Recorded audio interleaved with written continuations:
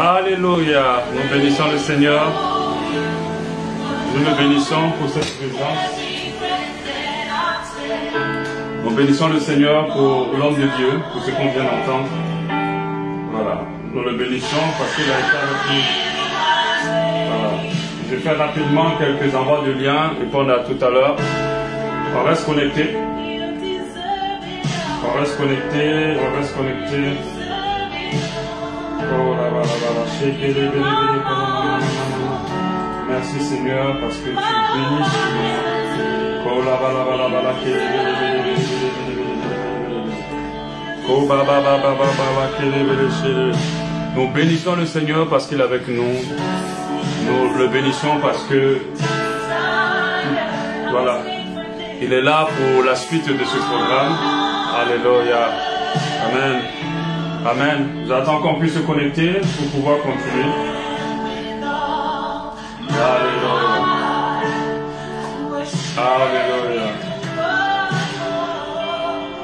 Merci Seigneur. Merci pour ce programme que tu permets à ta grâce. Au nom précieux de Jésus. Alléluia.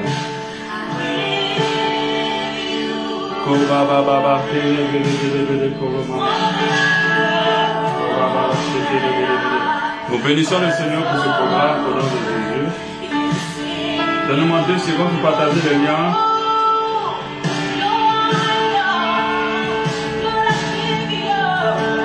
Lord, I give you my heart. I give you my soul.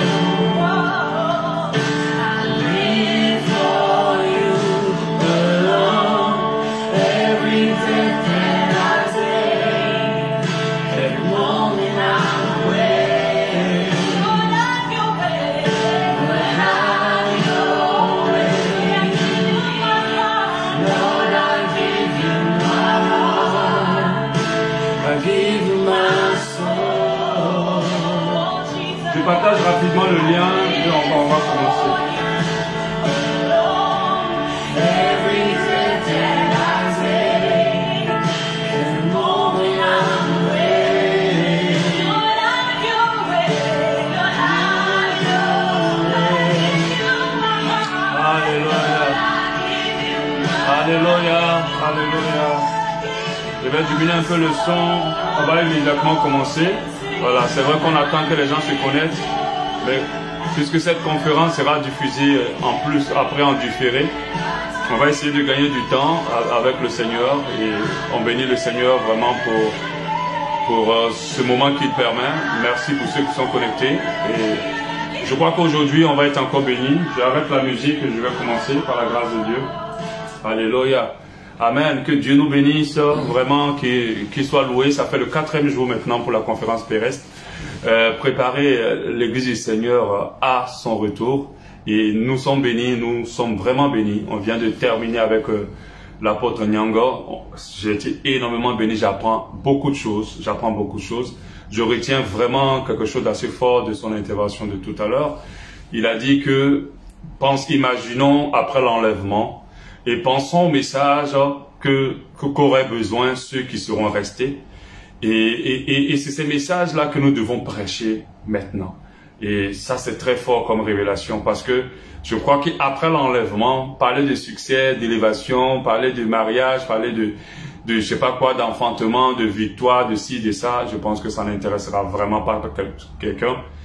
Les gens vont chercher à savoir comment on fait pour que Dieu nous accepte, comment on fait pour que on puisse rejoindre ceux qui ont été enlevés, comment on fait pour être qualifié. Et malheureusement, après l'enlèvement, ceux qui vont être sauvés comme au travers du feu. Et ça va être très très très très difficile. Vaut mieux qu'on puisse faire partie de la première vague, qu'on puisse faire partie du premier wagon par la grâce de Dieu. Voilà. Donc, comme je dis, aujourd'hui c'est notre 4e jour de cette conférence web qu'on a initié par la grâce de Dieu. C'est notre 2e édition au nom de Jésus. Et nous allons évoluer. Hier, j'ai parlé de comment la richesse peut être compromettante pour notre salut.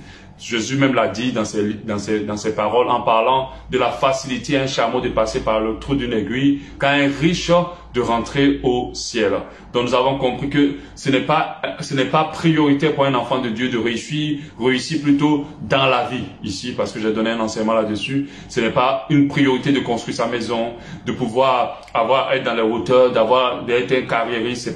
C'est pas la priorité d'un enfant de Dieu. Sa priorité, ce n'est pas d'être riche, d'être opulent. Sa priorité première, c'est d'abord de rentrer au ciel. Et la richesse peut empêcher énormément et a empêché plusieurs à avoir accès au royaume des cieux. Malheureusement, dans nos assemblées aujourd'hui, on ne parle que de richesse. On veut que tous les chrétiens soient riches. On a des églises juste pour résoudre tous les problèmes des chrétiens. Les problèmes, pas les problèmes spirituels, mais les problèmes terrestres, afin que les chrétiens vivent mieux. Et malheureusement, ce n'est pas ça l'objectif de l'église. L'église, c'est de rapprocher les chrétiens du Seigneur et de les préparer pour le retour du Seigneur, afin qu'ils soient prêts, qu'ils ne fassent pas partie des vierges folles qui vont rater l'époux, mais qu'ils fassent partie des vierges sages qui vont avoir accès aux noces de l'agneau. Hier, quand je parlais de la richesse compromettante pour notre salut, j'ai abordé un sujet très important qui a sonné vraiment dans mon esprit, c'est le contentement. Alléluia. Avant de continuer, on va rapidement prier. Seigneur, nous te rendons grâce pour cette intervention. Nous nous attendons à ce que tu as à nous dire ce soir. Fais que cela nous fasse du bien, nous rapproche encore de toi, crée davantage de crainte dans nos cœurs de toi et beaucoup d'amour pour les choses d'en haut au nom de Jésus. Bénis vraiment la technique, bénis vraiment la connexion, bénis tout ce moment dans le nom de Jésus. Amen. Nous allons lire ce passage là de 1 Timothée 6 à partir du verset 6. La parole de Dieu nous dit, c'est en effet une grande source de gain que la piété avec le contentement. C'est en effet une grande source de gain que la piété avec le contentement. Et ce verset continue en disant, car nous n'avons rien apporté dans le monde et il est évident que nous n'en pouvons rien emporter. Et si donc nous avons de la nourriture et le vêtement, cela nous suffira. Mais ceux qui veulent s'enrichir, ça veut dire ceux qui veulent devenir riches, tombent dans la tentation, dans le piège et dans beaucoup de désirs insensés et pernicieux qui plongent les hommes dans la ruine et dans la perdition. Quand on parle de ruine et perdition, on parle des gens qui vont rater le ciel et complète. Car l'amour de l'argent est une racine de tous les maux et quelques-uns en étant possédés se sont égarés loin de la foi et se sont jetés eux-mêmes dans bien de tourments. Ce verset nous fait comprendre clairement que rechercher la richesse, la mettre en premier dans notre existence, chercher absolument à atteindre les hauteurs dans ce monde peut nous faire rater le ciel et peut tuer notre foi. C'est une chose importante, mais malheureusement, l'Église met en avant et lie toujours Dieu à la richesse terrestre. Pendant que quand Dieu parle de prospérité, il ne fait pas allusion principalement à la richesse terrestre. Parce qu'on peut avoir beaucoup de biens sans être prospère. Alléluia. Donc il est très important pour nous de comprendre que Dieu nous appelle en tant qu'enfants de Dieu à aller vers ce qu'on appelle l'esprit de contentement. Aller vers ce qu'on appelle le contentement. Le contentement, c'est de juste avoir ce qui est nécessaire pour nous, pour vivre, juste avoir ce qui est nécessaire pour pouvoir avancer. Comme cet auteur du proverbe a dit, Seigneur, ne me rends pas trop riche afin que je dise qui est Dieu, et ou ne me rends pas trop pauvre afin que je ne te maudisse aussi. Amen. Le contentement au milieu de tout cela. L'enfant de Dieu ne doit pas chercher des grandes richesses. Même si Dieu le lève pour les grandes richesses, alors gloire à Dieu. On doit avoir cet esprit-là qui a animé Salomon. Quand le Seigneur était là et prêt à lui donner autant de richesses, je suis sûr que plusieurs enfants de Dieu auraient échoué à ce test qui je pense était un test de Dieu à Salomon. Ils auraient dit, Seigneur, rends-moi riche, donne-moi beaucoup d'argent pour mon ministère, donne-moi ci, donne-moi ça. Mais en réalité, c'est la gloire personnelle de l'homme qu'on recherche dans Dieu. Connaît nos cœurs et nous connaît mieux que nous-mêmes. Mais Salomon a dit, donne-moi de la sagesse pour pouvoir gérer ton peuple. Voilà mon but. Voilà mon objectif, l'objectif de mon existence. Amen. Donc nous allons continuer aujourd'hui. Notre verset de base, je tiens toujours à le relire parce que ça nous permet d'être cadrés dans le thème. Matthieu 6, 19. Ne vous amassez pas des trésors sur la terre où la teigne ou la rue détruisent, où les voleurs percent et dérobent, mais amassez-vous des trésors dans le ciel où la teigne où la rue ne détruise point, où les voleurs ne percent ni le dérobent. Aujourd'hui, je vais aborder le thème clair que nous abordons. C'est-à-dire, je vais arriver à la conclusion, bon, pas à la conclusion, mais rentrer dans le vif du sujet en tant que tel. Pourquoi je dis ça? La question que je me suis posée quand j'ai lu ce verset, Après, parce que je ne me suis pas posé cette question quand je connaissais ce verset, je me disais simplement, il faut vivre pour Dieu, il faut prier, il faut se sanctifier, c'est ça amasser des trésors. Mais je n'avais pas fait une étude profonde là-dessus pour savoir exactement qu'est-ce que cela signifie de s'amasser des trésors dans les cieux. Alléluia, dans le ciel. Amen. Donc aujourd'hui, nous allons voir comment amasser des trésors dans le ciel. Nous allons voir comment amasser des trésors dans le ciel. C'est ce que nous allons pouvoir comprendre. Parce que c'est bien beau de dire beaucoup de choses, mais il faut être des fois pratique avec les enfants de Dieu. Comment amasser des trésors dans le ciel, c'est ce que nous verrons aujourd'hui ensemble. Voilà, amen. Donc c'était vraiment une étude pour moi sur ce thème, de savoir comment on peut amasser des trésors. Je pense que si je le sais, je vais y investir ma vie, je vais y investir mon existence. Alléluia. Et je vais vraiment mettre cela en priorité que de mettre en priorité autre chose. Nous savons tous comment amasser des trésors sur la terre. C'est le travail, c'est la politique, des fois c'est le fétiche. C'est beaucoup de choses qui nous permettent d'amasser le trésor, la compromission, les études. Voilà, il y a plusieurs choses qui peuvent nous permettre d'amasser le trésor sur la terre. Mais nous aujourd'hui, ce qui va nous intéresser, c'est comment on peut arriver et amasser des trésors dans le ciel. Je rappelle à ceux qui n'ont pas écouté les autres interventions que nous avons une banque au ciel qui doit être remplie. Le contenant de cette banque-là est important plutôt, très important. Vous allez voir qu'on va évoluer. Le contenant même de cette banque est même important pour notre salut.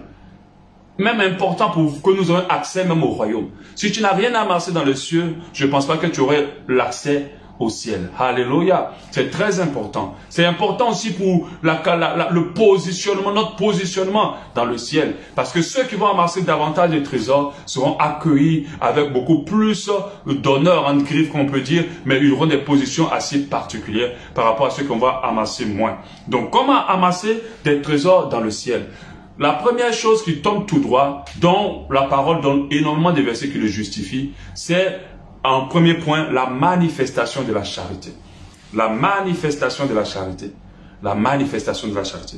Lorsqu'on parle de charité, les gens, c'est vrai que la Bible, à des moments donnés, la charité est pareille comment on appelle ça, la même signification que l'amour. Mais moi, je pense que, des fois, on les fait en synonyme, mais je pense qu'ils ont quand même une distinction un peu particulière, même si on les utilise des fois dans la Bible, on voit des versets qui disent charité, d'autres qui disent amour, même si on les utilise comme ça, surtout le fameux verset où on dit l'amour ne soupçonne point le mal, des fois vous allez voir la charité ne soupçonne point le mal, d'accord? Mais ils ont quand même une nuance quand même, parce que l'amour est contenu dans la charité. Alléluia. L'amour est contenu dans la charité. Et je pense que la charité, c'est plutôt la manifestation de l'amour avec notre prochain. Alléluia. La charité, c'est la manifestation de l'amour de Dieu. Je préfère préciser. On ne va pas parler d'un amour éros. Tu es amoureux de quelqu'un, tu l'aimes et puis tu lui dis oui, je suis amoureux, je suis amoureux. Ça, tu n'es pas en train de faire la charité. Je parle de la manifestation de l'amour de Dieu envers notre prochain. Et quand je parle de prochain, c'est tous ceux qui nous entourent et qui sont proches de nous. Lorsque nous manifestons la charité, nous amassons des trésors dans les cieux. Lorsque nous manifestons la charité envers autrui, nous amassons des trésors dans les cieux. À chaque fois que nous manifestons l'amour envers quelqu'un, envers une personne bien sûr dans le besoin, une personne qui a besoin de connaître l'amour, alors nous amassons des trésors dans le ciel. Tout ce que nous pensons faire de bien pour Dieu, pour les autres, pour l'œuvre de Dieu, prend de la valeur au ciel et s'amasse au ciel en fonction de la motivation que nous avons. Il faut que notre motivation soit la charité, soit l'amour. Alléluia. Vous savez, il y a beaucoup de personnes qui font la charité en griffe sans que cela s'enregistre dans le ciel, parce que c'est important que l'esprit qui nous pousse à manifester la charité soit un esprit pur, motivé par l'amour du prochain, motivé par le fait que nous aimons l'autre. Alléluia. Motivé par le fait que nous avons compassion de l'autre. Motivé par le fait que nous aimons l'autre réellement. Comme la Bible nous a dit, le second plus grand commandement, c'est d'aimer son prochain comme soi-même. La Bible nous dit en 1 Corinthiens 13, on va le paraphraser pour ne pas prendre du temps. Lorsque je parlerai la langue des hommes et des anges, si je n'ai pas l'amour, si je ne manifeste pas la charité, je suis un airain qui résonne, ou une cymbale qui retentit. Et il dit que et quand j'aurai le don de prophétie, la science de tout mes ministères et toute la connaissance, quand j'aurai même toute la foi jusqu'à transporter les montagnes, si je n'ai pas la charité, je ne suis rien. Mais quand vous lisez la Bible, on a l'impression que la foi est la chose la plus importante que les enfants de Dieu doivent manifester. Mais ce verset-là met au-dessus de la foi la charité. La charité est plus importante que la foi. Alléluia. Elle est plus importante, elle est au-dessus. La Bible dit que 3 choses demeurent en nous, l'espérance, la foi et la charité. Mais que le plus grand des 3, c'est la charité. Alléluia. Donc la parole de Dieu nous dit clairement, même si on est des grands prédicateurs, des grands enseignants, on fait des grosses acrobaties, on manifeste des puissants dons. Si on ne le fait pas pousser par la charité, tout ce qu'on a fait ne s'enregistre pas dans notre banque au ciel. Même si on prie pour la délivrance des gens, si ce n'est pas motivé par la charité, Dieu ne considère pas ça dans notre banque au ciel. Ce n'est pas un trésor qui va s'enregistrer. Ça veut dire que tout ce que nous faisons est multiplié par le dosage de charité que nous avons dans notre cœur. Alléluia. Par l'amour que nous portons pour l'autre. Vous savez, on peut faire beaucoup de choses aux gens, beaucoup de bien aux gens par plusieurs motivations. On va prendre l'exemple, par exemple, de cet homme qui veut coucher avec une fille. Il va lui acheter une maison, il va s'occuper de sa maman, il va faire tout ça, il va faire tout ça. Mais son objectif, c'est que je couche cette fille. Mais lui là, tout ce qu'il est en train de faire ne va pas rentrer au ciel. Il y a des gens qui posent la charité pour être vu. La Bible dit que quand ta main, ce que ta main gauche donne, que ta main droite ne le sache pas. Il y a des gens qui donnent, mais ils prennent des photos, ils montrent comment ils donnent, comment ils apportent. Mais cela ne s'enregistre pas dans le ciel parce qu'il n'y a pas de charité derrière. Alléluia. Je peux ouvrir une grande église, recevoir les gens, prier pour eux, intercéder pour eux. Mais si ma motivation derrière, c'est qu'en retour, le gars me fait des offrandes, me donne des choses, m'appelle papa, daddy, et me m'élève, et ainsi de suite, alors cela ne s'enregistre pas au ciel. Le plus important, c'est le multiplicateur, important, c'est la charité. Alléluia. Cela nous permet de comprendre que le bienfait n'est jamais perdu. Tous les bienfaits que nous ne faisons pas charité s'enregistrent au ciel. C'est pour ça que moi, je ne suis jamais triste lorsque j'ai aidé quelqu'un et qu'en retour, cette personne me l'a rendu mal. Elle m'a trahi en griffe. Parce qu'on est dans un monde où les gens sont très déloyaux, sont très ingrats, sont pas reconnaissants. Mais quand je fais ça, je ne m'inquiète pas. Parce que je sais que tout le bienfait que je lui ai fait n'est pas effacé. C'est enregistré quelque part. C'est enregistré au ciel. C'est conservé pour m'attendre. C'est enregistré dans ma banque au ciel. Alléluia. C'est pour ça que ne faites pas le bien aux gens pour attendre en retour que les gens vous disent merci et qu'ils reconnaissent vos bienfaits. Faites le bienfait en pensant à votre banque au ciel. En pensant au ciel. Parce que tous les bienfaits que vous faites aux gens, par charité, par amour, je dis bien sûr, ne sont pas perdus. Ils sont enregistrés au ciel. Alléluia. Donc il faut le savoir dès maintenant. Dieu a réservé tous nos bienfaits dans notre banque au ciel. Alléluia. Amen. Nous avons le passage de Luc qui nous parle encore de l'importance de manifester la charité. Il nous dit en Luc 12, 33, « Vendez ce que vous possédez et donnez-les en aumône. » Donc ça dit, faites du bien à ceux qui sont dans le besoin. Vous vendez tout ce que vous avez et vous les donnez aux gens qui sont dans le besoin. L'aumône, c'est pas pour les riches. L'aumône, c'est pour ceux qui sont dans le besoin. Faites-vous des bourses. Et puis après, il dit, quand vous faites ça, vous faites des bourses qui ne s'usent point. Il parle des trésors dans les cieux. Un trésor inépuisable dans les cieux. Alléluia. Où le voleur n'approche point, où la terre ne détruise point. J'aimerais dire à des gens qui passent leur vie à être centrés sur eux-mêmes. Faites attention. Votre compte en banque risque d'être vide. Votre compte bancaire au ciel plutôt risque d'être vide. Alléluia. Un vrai enfant de Dieu, un enfant de Dieu qui a reçu l'Esprit de Dieu, cet esprit qui nous transmet le cœur de Dieu, va beaucoup se soucier de l'état et du bien-être des autres. Et il va apporter énormément. Il va aider. Il va utiliser ses biens, sa vie, son existence, son temps pour que les autres soient bien aussi. Des fois, quand vous faites ça, on vous dit vous êtes bête. On vous dit que mais toi, tu es dans un monde à chacun pour soi, Dieu pour tous. C'est comme ça que c'est cet esprit-là qui règne le plus. Mais faites attention. Alléluia. Parce que tous les bienfaits qu'on fait nous permettent de pouvoir faire des bourses qui ne s'usent au point et des trésors inépuisables dans les cieux. On ne fait pas ça pour que, en retour, on nous donne quelque chose tout de suite. Malheureusement, on a éduqué les enfants de Dieu pour dire si tu viens aider le pasteur, alors Dieu va te le donner au centuple. Mais on ne leur fait même pas prendre conscience que quand tu aides quelqu'un dans le besoin, ce n'est pas pour recevoir au centuple. Même s'il y a un principe divin qui nous permet de recevoir, la Bible dit qu'il sera donné une mesure secouée, ainsi de suite, à celui qui donne, qui déborde. Alléluia. Mais nous ne devons pas mettre ça en priorité. Nous devons penser au ciel. Alléluia. Parce qu'il y a des bienfaits que tu feras qui ne vont pas te revenir, mais qui vont se conserver au chaud dans le ciel et qui vont parler pour toi le jour où tu seras face au Seigneur. Regardez ce que le Seigneur dit aux brebis qui va séparer. La Bible dit que quand le Seigneur viendra, il va séparer dans toute sa gloire, il va séparer les brebis des boucs. Mais qu'est-ce qu'il va leur dire? Il va leur dire que j'étais nu, vous ne m'avez pas habillé, j'avais faim, vous ne m'avez pas donné à manger, j'étais en prison, vous ne m'avez pas visité. Il va décrire des choses importantes, des choses qu'il recherche réellement. Vous l'avez voir qu'il ne dit à aucun moment, je n'avais pas la connaissance de la parole, vous ne m'avez pas enseigné.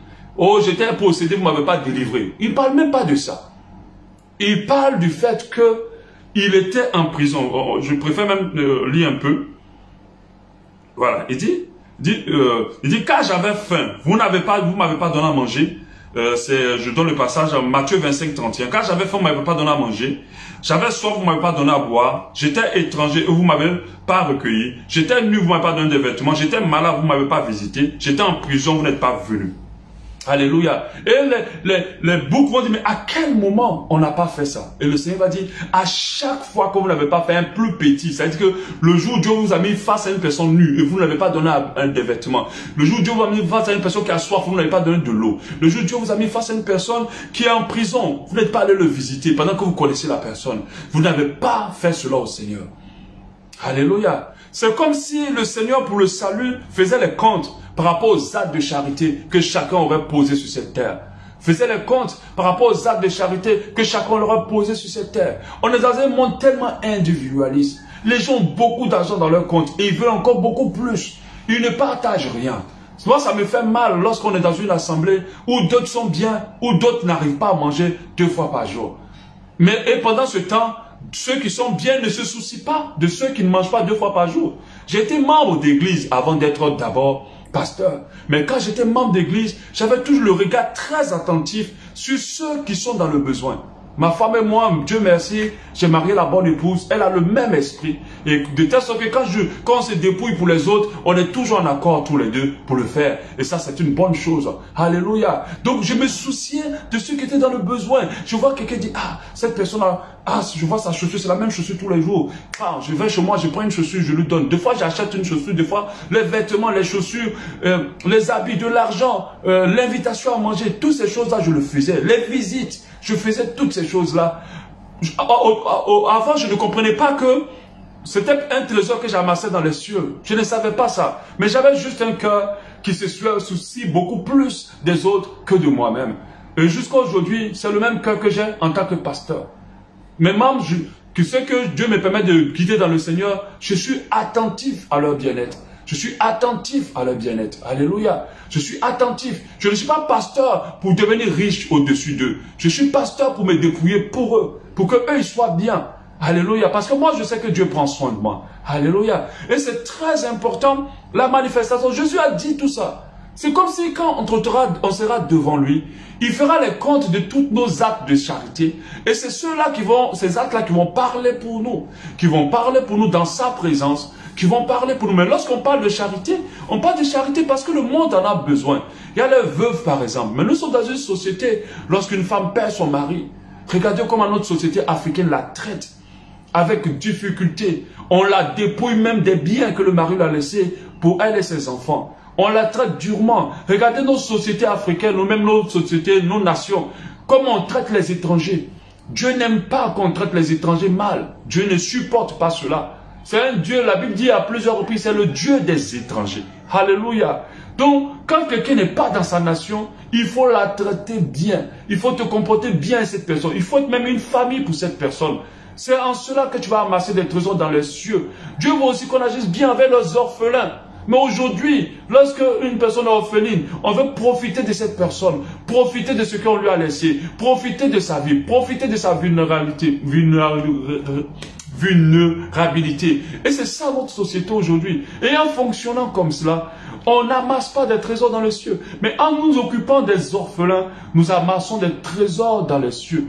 En nous occupant des gens qui sont dans le besoin, des pauvres. Aujourd'hui, la société qu'on vit, on se lève, on pose une charité, on pose des dates de charité. Après, on a tellement de caméras, tellement de photos pour pouvoir prendre des photos et montrer à tout le monde. Mais qui veut qu'on lui montre pendant qu'il est en train de manger ou bien recevoir de la nourriture? Personne. La Bible dit que ce que ta main droite fait, que ta main gauche ne le sache pas. Alléluia. C'est vrai qu'on peut le faire dans un esprit de dire, ah, au moins, je vais attirer beaucoup de donateurs pour le besoin de ceux-là. Si c'est dans cet esprit, c'est une bonne chose. Mais si c'est dans l'esprit de dire, voilà, regardez ce que je fais. J'ai le cœur, je fais les choses de Dieu. Ça, c'est une mauvaise chose. Alléluia. Amen. Donc, il faut qu'on pose des actes de charité envers tous. Envers tous. Il faut qu'on soit attentif aux besoins de notre prochain. Sortons de cet esprit-là où nous ne nous soucions pas de l'autre. Et c'est comme ça que le monde est arrivé. La charité s'est refroidie, s'est éteinte. La charité n'existe plus vraiment. On ne se soucie plus des gens. C'est inadmissible qu'au sein d'une église, il y a des familles qui mangent et qu'il y a des familles qui ont du mal à manger. C'est pas possible. C'est inadmissible au sein d'une assemblée. L'église doit permettre à ce que tout le monde puisse avoir au moins le minimum de vie. Regardez tout ce que Jésus a cité. Ce n'est pas, oh, quand je voulais construire mon château, tu n'es pas venu m'aider. Ce n'est pas des choses extraordinaires. C'est le minimum pour la vie d'une personne. Une personne malade. Aujourd'hui, quand tu attends quelqu'un malade à l'église, quel est ton esprit? Tu t'en occupes même pas. C'est juste une information. Lorsqu'on se met à lâcher, on dit, ah, il y a tel frère ou telle soeur qui est malade. Toi, tu te lèves, tu sors, tu t'en vas. La première des choses, appelle cette personne. Pas la première. La première, rends tes prix pour cette personne. La deuxième, appelle-la. Et si tu as du temps, va visiter cette personne. Quand tu visites cette personne, tu as visité Jésus. Et cette visite-là sera marquée dans le ciel. Dans ton trésor, dans ta banque au ciel, si tu vas amasser des trésors dans le ciel. Oh, la charité est devenue une denrée rare aujourd'hui dans nos églises. Denrée rare. C'est à l'église qu'on doit trouver la charité. Vous savez, lorsque je devais commencer le ministère, j'étais en train de chercher un nom pour l'église. Vous savez, lorsque vous cherchez un nom pour votre église, vous voulez un puissant nom, un nom qui claque, un nom qui donne, un nom qui donne grandeur. Mais Dieu m'a dit, qu'est-ce que tu veux transmettre aux gens? Il dit que c'est à partir de là que tu trouveras le nom de ton église. Je dis, Seigneur, la première chose, je veux transmettre ton amour. Je veux leur apprendre, leur permettre de réaliser que tu les aimes au travers de moi. Et leur apprendre aussi à faire la même chose. Il me dit alors, ça va être Abba. Donc j'ai cherché le mot amour en hébreu. C'est là que j'ai mis Abba. Et j'ai dit, Seigneur, je veux aussi que transmettre la paix de Dieu. Parce que ce monde-là est un monde de troubles. Les gens sont constamment troublés. Et là que j'ai mis Shalom. Dans l'église était Abba Shalom. Expérimenter notre slogan, l'amour et la paix de Dieu. La paix de Dieu dans votre vie, dans votre cœur. Et c'est là notre objectif.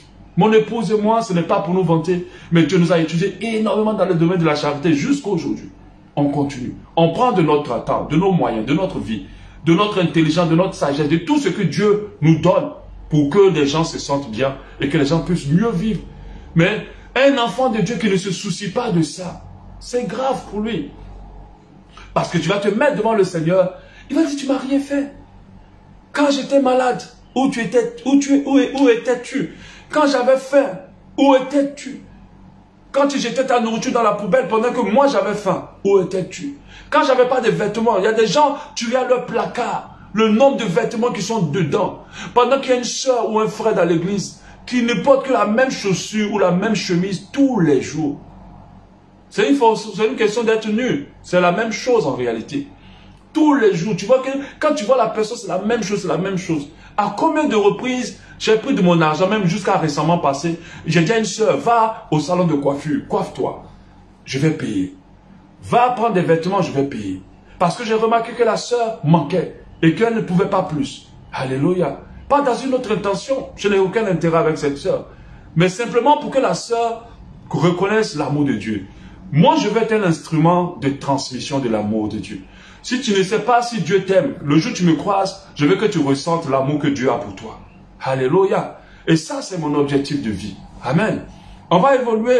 Donc, il y a déjà cet élément-là qui nous permet d'amasser des trésors dans les cieux, de manifester la charité. On va continuer. Amen. De manifester la charité. Vous savez, le deuxième point, ce sont les bonnes actions. C'est vrai qu'elles rentrent dans la charité, mais je vais en parler un peu plus. La Bible dit que dans les derniers temps, les gens seront égoïstes. Égoïstes, c'est-à-dire qu'ils vont penser à eux-mêmes. Et c'est ce qui nous prouve qu'on est vraiment dans les derniers temps. Les gens pensent vraiment à eux-mêmes. Vraiment. Le pasteur Nyango disait la dernière fois que une sœur pouvait aller payer une coiffure de 15 000, de 20 000, de 30 000, des vêtements, des mèches. Aujourd'hui, on a des mèches qui coûtent 100 000, 200 000. Mais quand elle vient faire les offrandes à l'église, quand elle veut donner à l'homme de Dieu, elle va mettre 1000 francs, 2000 dans les offrandes de 3000. C'est l'égoïsme. Ça veut dire qu'ils peuvent investir plus sur eux, mais pas plus dans les choses de Dieu. Ce n'est pas possible pour eux. Et c'est comme ça que ça passe. Jésus, la Bible dit en Marc 10, 21, Jésus l'ayant regardé les mains et lui dit, il te manque une chose. Il parle aux riches. Il dit, va vendre tout ce que tu as et donne-le aux pauvres et tu auras un trésor dans les cieux. Et on a lu que 12, 33, vendez ce que vous possédez et donnez-le en aumône. Ça, je l'ai déjà lu. Alléluia. Bien, faire du bien aux gens est une bonne chose. Celui qui sait faire du bien, la Bible dit, et qui ne le fait pas, pêche déjà. Alléluia. Alléluia. Et la parole de Dieu nous dit en Galates 6, 9 à 10, dit, ne vous lassez pas de faire du bien, car nous moissonnerons au temps convenable. Ne vous lassez pas de faire du bien. Vous savez, nous sommes dans un monde où si tu veux faire du bien, là, les gens vont te décourager à faire du bien. Ils vont te montrer, comme on dit les Ivoiriens, qui a mis l'eau dans le coco. Mais moi, je fais toujours des éternels recommencements avec tout le monde. Ça veut dire que même si quelqu'un à qui j'ai fait du bien m'a fait du mal, quand je retrouve une autre personne à qui je dois faire du bien, je ne pense pas à l'expérience négative passée. Je recommence encore à refaire confiance et à refaire du bien. La Bible dit de ne pas vous lasser de faire du bien. Alléluia. Mais aujourd'hui, les gens étaient bien envers les autres. Mais aujourd'hui, ils ont mis ce bien-là de côté parce qu'ils estiment que les gens sont mauvais, les gens sont ingrats. Oh, je ne peux plus faire du bien. La Bible dit ne vous lasse pas parce que vous allez récolter autant, vous allez moissonner au temps convenable. Moissonner au temps convenable, Dieu parle déjà de la terre, mais Dieu parle aussi des cieux. Parce que dans les cieux, nous rentrerons dans des moissons. Alléluia. Il dit, si nous ne nous relâchons pas, ainsi donc pendant que nous avons l'occasion, pratiquons le bien envers tous et surtout envers les frères de la foi. Alléluia. Nous devons être riches en bonnes œuvres. Nous devons être riches en bonnes œuvres. La Bible dit que les bonnes œuvres, c'est le collier de la femme sage, de la bonne femme, qu'elle doit se parer de bonnes œuvres. Nous devons être riches en bonnes œuvres. Nous devons être revêtus de bonnes œuvres, mais de bonnes œuvres envers notre prochain. On a le livre aussi de Jacques 2, le verset Jacques 2, 14 à 17. Mes frères, que sert-il à un homme de dire qu'il a la foi s'il n'a pas les œuvres? Que sert-il à un homme de dire, ça c'est un livre qui m'a beaucoup béni. Et j'ai même, si vous partez sur YouTube, vous allez voir que j'ai enregistré un chant qui dit la foi sans les œuvres n'a pas d'utilité. Et ça c'est un chant que j'ai écrit au début de ma foi. Et j'avais réalisé que c'est bien beau de dire la foi, mais il faut que dans ta foi plutôt, soit compléter les œuvres. La foi peut-elle sauver? La Bible dit la foi peut-elle sauver? Non. La foi c'est bien, mais ça ne va pas sauver ton prochain. Si ton frère ou une sœur sont nus et manquent de la nourriture de chaque jour, et que l'un d'entre vous leur dise, allez en paix, chauffez-vous et vous rassasiez, et que vous ne leur donnez pas ce qui est nécessaire au corps, à quoi sert-il? Il dit, il en est ainsi de la foi. Si elle n'a pas d'œuvre, elle est morte en elle-même. Alléluia. Ça veut dire que si tu manifestes la foi de Dieu, tu dois la compléter avec des œuvres concrètes, avec des œuvres authentiques. Tu dois la compléter avec des œuvres concrètes. Si tu manifestes la foi de Dieu, tu dois poser des œuvres concrètes et authentiques. Alléluia. La Bible parle aussi de toutes les bonnes œuvres faites en Christ. Nous suivrons dans le ciel. La Bible dit que tout ce que nous allons faire à cause du nom de Jésus va nous suivre dans le ciel. On a un verset aussi, Apocalypse 14, 13. Et j'ai entendu du ciel une voix qui disait, écris, heureux dès à présent les morts qui meurent dans le Seigneur. Oui, dit l'Esprit, afin qu'ils se reposent de leurs travaux, car leurs œuvres les suivent. Car leurs œuvres les suivent. Ça veut dire que toutes les œuvres que tu vas faire pour Jésus, dans l'esprit de charité, ne te lâcheront pas. Mais toutes les maisons que tu vas construire ici, tout ce que tu vas faire ici, tous les grands ministères que tu vas construire, tous les grands YouTube que tu vas faire, tout ce que tu vas faire dans ce monde, tous les grands albums, tous les grands espoirs, tous les grands trophées que tu vas rapporter resteront. Seules les œuvres manifestées pour Christ au travers de la charité vont te suivre, vont nous suivre. Malheureusement, certains chrétiens aujourd'hui sont riches pour eux-mêmes et ne posent pas des choses, des œuvres qui sont inspirer de la charité. Avoir de la libéralité et de la générosité. Vous savez, celui qui donne ne s'appauvrit pas. Le jour où Dieu m'a dit ça, il m'a dit la meilleure manière d'être riche, c'est de donner. Il dit que plus tu donnes, plus tu deviens riche. C'est bizarre. Normalement, dans la logique, lorsque nous donnons, nous perdons. Mais en réalité, avec la logique de Dieu, les principes de Dieu, les principes divins, c'est lorsque nous donnons que nous gagnons. Nous gagnons sur la terre. Mais si nous n'avons pas vu sur la terre, nous gagnons dans les cieux. Parce qu'aucun bienfait n'est perdu devant Dieu. C'est un bienfait fait par l'Esprit de Dieu dans un esprit de charité. Nous devons manifester la générosité. On a Proverbe 11, 24 à 25. Tel qui donne libéralement devient plus riche. C'est ce que je disais tout à l'heure. Tel qui donne libéralement devient plus riche. Et tel qui épargne à l'excès ne fait que s'appauvrir. Mais quand la Bible parle de ça, il ne parle pas de richesse et d'appauvrissement terrestre. Dieu parle de richesse et d'appauvrissement céleste. Alléluia. Il ne parle pas de richesse et d'appauvrissement terrestre. Il parle de richesse et d'appauvrissement céleste. L'âme bienfaisante sera rassasiée. Et celui qui arrose sera lui-même arrosé. Celui qui arrose sera lui-même arrosé. Et comme Dieu ne t'arrose pas et seulement ce qu'il t'a donné, lui multiplie toujours pour te arroser, pour t'arroser à nouveau. Mais sache déjà que l'appauvrissement et la richesse est d'abord céleste. Si tu n'es pas riche spirituellement dans les cieux, tu es pauvre en réalité devant Dieu. C'est pour ça que Dieu pouvait parler à cette église pour dire que tu penses que tu es riche, mais en réalité tu es pauvre. Tu penses que tu es riche parce que tu as le bien de ce monde, mais devant mes yeux tu es pauvre. Tu n'as rien. Parce que dans ton compte au ciel, il n'y a rien là-bas, c'est vide. Alléluia, il n'y a rien dans ton compte au ciel, tu es pauvre. Et Dieu te regarde, Dieu regarde ta richesse, ta pauvreté en fonction de tes yeux. De telle sorte que n'importe qui peut être riche en Christ. N'importe qui peut être riche. C'est pas parce que tu as des milliards ici que tu vas être riche dans le ciel. Sans avoir des milliards ici, tu peux être riche dans le ciel. À cause de tes œuvres. À cause des œuvres que tu as posées. Les gens pensent que quand tu construis une église, ou quand tu investis dans la construction d'une église, quand tu t'occupes d'un pasteur, c'est là que tu vas avoir beaucoup d'argent au ciel. Mais non. Non, non, non. C'est pas ça. C'est l'esprit qui t'anime. Dieu fait de telle sorte qu'il n'y a pas de, comment on peut dire ça? Il n'y a pas de discrimination par rapport aux richesses du ciel. Tout le monde peut devenir milliardaire au ciel. Tout le monde. Même quand tu es pauvre, tu peux être milliardaire. Je me rappelle de ce livre, Ultima Soul, qui m'a énormément béni. Et je crois que c'est un livre que c'est mes mères qui me l'avaient passé à l'époque, qui m'a marqué jusqu'à aujourd'hui, qui a forgé ma foi jusqu'à aujourd'hui. Je pense que si je n'avais pas lu ce livre-là, il y a quelque chose que j'aurais manqué dans ma marche chrétienne.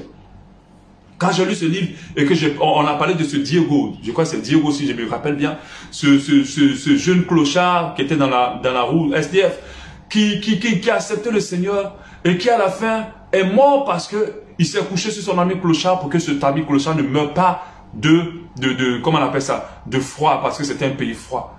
Et il allait se trouver à la droite du Père, auprès du Seigneur, tout près de Dieu. De telle sorte qu'on était étonnés. Mais vous voyez comment Dieu, eh bien, il n'est pas dans la discrimination. Ce gars-là qui était clochard, qui n'avait rien, le peu qu'il avait, c'est-à-dire le monde qu'on lui donnait, les petits sous, il payait des petits brochures et il évangélisait avec. Le peu d'argent qu'on lui donnait. Jusqu'à il a donné sa vie pour son ami. Son ami est mort parce que lui, il est couché sur lui, il lui a donné de la chaleur. Lui, plutôt, lui, il est mort parce qu'il a donné de la chaleur à son ami. Et voilà un gars comme ça, qui n'avait rien sur cette terre, qui se retrouve milliardaire au ciel. Alléluia. Amen. Donc, c'est très important. La Bible nous dit que celui qui donne librement s'enrichit et celui qui épargne à l'excès s'appauvrit. Il dit l'âme bienfaisante sera rassasiée et celui qui arrose sera arrosé. Et la Bible nous dit encore, Hébreux 13, 16, n'oubliez pas la bienfaisance et la libéralité, car c'est à de tels sacrifices que Dieu prend plaisir. N'oubliez pas la bienfaisance et la libéralité, car c'est à de tels sacrifices que Dieu prend plaisir. Alléluia. Amen. Donc nous devons comprendre que nous pouvons tous être milliardaires au ciel. Amasser dans les trésors dans le ciel, c'est commencer déjà à mettre notre charité en action. Et la charité, c'est la manifestation de l'amour de Dieu envers notre prochain. C'est pas pour rien que aime ton prochain comme toi-même est le deuxième plus grand commandement de la parole de Dieu. C'est la manifestation de l'amour du Seigneur envers ton prochain. Malheureusement, en dehors de l'église, nous avons des gens qui ne connaissent même pas le Seigneur, qui manifestent beaucoup d'amour envers leur prochain. On va voir des gens s'occuper des orphelins, des gens s'occuper des femmes violées, des femmes abattues, des jeunes filles mères, qui apportent beaucoup d'amour à ces personnes-là sans intérêt. C'est nous l'église qui devons manifester cela. C'est pour ça que moi je sors de ces messages-là où on dit l'église doit être à la queue. Nous devons être riches pour mieux dominer. Nous devons être plus prospères pour que le monde nous écoute. Mettez ça de côté. Le monde va être influencé par la vie que vous menez. Par les exemples de charité que vous menez. Alléluia. Je pense que tous les gens dans le monde, malgré votre richesse, s'ils voient que votre richesse est pour vous, que vous n'êtes pas riche pour Dieu, ces gens du monde ne peuvent pas vous suivre. Vous ne pouvez pas les influencer. Aujourd'hui, quand on cherche des personnes pour s'occuper des démunis, des gens dans le besoin, des gens en prison. Mais vous savez qu'il y a beaucoup d'ONG qui vont s'occuper des gens en prison. Est-ce que vous savez que dans les prisons, il y a plusieurs qui sont emprisonnés injustement? Est-ce que vous savez ça? Est-ce que vous savez dans les prisons, il y a plusieurs personnes repentantes qui sont prêtes à accepter le Seigneur? Mais qui doit aller leur parler? Qui? Vous savez que dans les rues, il y a plusieurs prostituées qui sont prêtes à accepter le Seigneur, qui sont des frimeux. Mais il n'y a pas de chrétiens pour aller leur parler si ce n'est que de les juger. On est très fort au jugement. Bon, on est très faible à la manifestation de la charité. Quand vous lisez, l'amour ne soupçonne pas le mal. L'amour pardonne tout. L'amour supporte tout. L'amour ne s'occupe pas de ses intérêts. Je dis ça, si on met dans notre cœur, je pense que si tu as commencé à mettre ça dans ton cœur, tu vas commencer à marcher beaucoup de trésors dans le ciel. Ne laissons pas les hommes du dehors manifester la charité plus que nous. C'est là que nous devons être en concurrence avec les gens du dehors. C'est là que nous devons être en concurrence. Mais aujourd'hui, regardez des grosses églises. Il y a tellement d'églises, plus que les boutiques dans nos pays. Plus que des boutiques dans nos pays. Mais les églises, elles sont là juste pour grandir, pour avoir des grands bâtiments et tout le reste. Mais très peu viennent pour aider les personnes dans le besoin, dans nos nations et dans nos quartiers, dans nos pays. On pousse les chrétiens à une excellence qui n'a rien à voir. On ne peut pas parler d'excellence sans l'excellence de l'amour de Dieu. On ne peut pas parler d'excellence. Mais si tu as construit l'église la plus sophistiquée, si tu n'as pas une perfection d'amour dans ton cœur, tu n'as rien fait d'excellent pour Dieu. C'est effacé devant le Seigneur. Ce que Dieu recherche, c'est que ton cœur, tu sois excellent dans la manifestation de son amour. C'est ça l'excellence du ciel. Vous pensez que Dieu veut des églises en or, Dieu veut des choses. On est resté tellement dans l'Ancien Testament qu'on n'a pas compris en fait que tout ce que Dieu donnait là-bas n'a pas marché en réalité. C'est un plan de Dieu qui n'a pas fonctionné. Oui, ça n'a pas fonctionné. Dieu se repent aussi. La parole de Dieu dit que Dieu se repent. Il a essayé, ça n'a pas marché. Il a voulu conduire l'homme selon la loi. Amener l'homme à accorder de la valeur aux choses physiques. Parce que c'est ce qui s'est passé. Mais l'Ancien Testament, je ne sais pas pourquoi, ça forge aujourd'hui les chrétiens d'aujourd'hui. L'Ancien Testament a été imparfait. Ça n'a pas pu transformer les Juifs. Ce n'est pas nous que ça va transformer. Mais le sacrifice à la croix est excellent. Il est plus juste. C'est un plan parfait de Dieu. Il n'y a pas de faille dedans. Donc il faut qu'on revienne à ce qui est important et prioritaire. Dieu n'attend pas qu'on nous construise des choses en or. Dieu n'attend pas qu'on soit des hommes de Dieu qui portent des choses chères, qu'on soit beau, qu'on brille. Et puis on se dit, on reflète Dieu. Dieu veut que nous soyons excellents dans la manifestation de notre amour pour notre proche. C'est en cela que nous sommes excellents pour Dieu. Alléluia. Amen. Demain, nous allons continuer. J'ai encore 2 points qu'on va voir pour comment amasser des trésors dans le ciel. On a vu ces 2-là qui sont importants. Et je prie que le Seigneur permette à ce que cela...